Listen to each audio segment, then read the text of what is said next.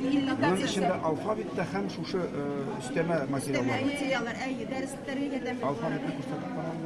Орша педагогика клиентinde туган телне өйрәнүнең заманча ысулларын тәкъдим итәләр. Бу өстәл уеннары, төсле таблицалар, видео язмалар, һәр яңа алымның нигезендә татар әлифбасын төзүчеләр Сәләй Вагызов һәм аның хатыны Рәмзия Вәлитованың күп еллык хезмәте. Бу мираска мөрәҗәгать итеп Казанның күп телдә белем бирү мәктәпләре шелтәре гыйнвардан Татарстанның 100 балалар бакчасына 100 дәнәдә акыллы өстәл уеннары таратачак.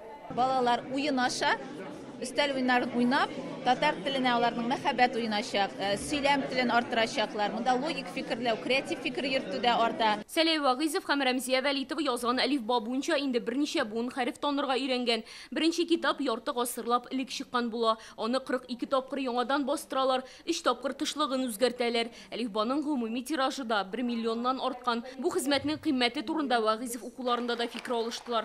Мен аны зур bir гыйльми ачыш дип саныйм бу.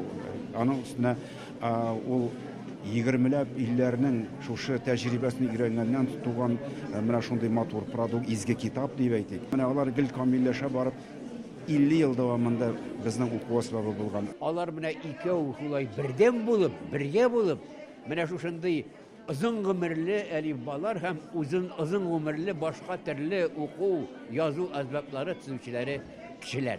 Алар шикелле шәһәтләр фактически әлифбалар төзүчеләр тарихында юк.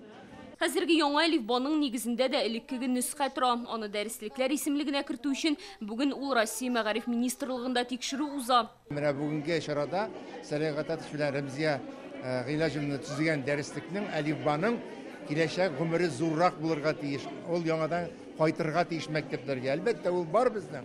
Тагын да күбрәк кайтырга тиеш. Бүген безнең максат шуңа нигезләнгән иде. Һәм без аңа уйлым әкренләп ирешербез. Ятимлек, сугыш чоры бу ике бөек шәхеснең язмышы фаҗигале була. 1943 елда Сәләй ага әсирлеккә төшә.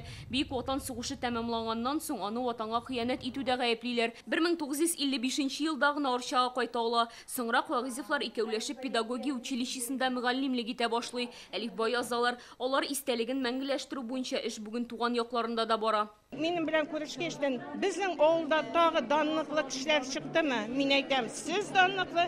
Эй, данлыклымы? Мин бит инде әлифба гына язган кеше. Менә ничек ул? Простая душа. 18 ноябрьдә безнең музеебызга 7 ел 17 мең кеше кабул иттек. Сәләгатә төшүнең хәләл җифете ул безнең Стәрлетамак шәһәрендә туган. Менә без моның белән горурланабыз. Һәм Стәрлетамак шәһәренә Рәмзия Вәлитованың исемен кайтарып, югары күтәреп, аның тормышын, эшчәнлеген өйрәнү эшен күтәреп җибәрергә телибез. Оршадагы әлифба музеенда аерым бер зал Сәләй Вагызов һәм аның хатынына багышланган. Гомумән күргәзмә 67 телдә язылган әлифбалары белән бай. Музейның бу өлешендә данлыклы мөгаллимнәр Сәләй Вагызов һәм Рәмзия Вәлитованың шәхси әйберләре урын алып тора. Монда исә аларның кул язмалары, күзлек тә бар. Менә монысы язу машинасы, әлифба тарихы нәкъ менә башлана да инде. Вагызов укулары 3 елга бер үтәчәк, икенчесенә кадәр әлифба һәйкәлен яңартырга ниятлиләр. Олия Сабирова, Данил Филатов, Яңа Гасыр каналы.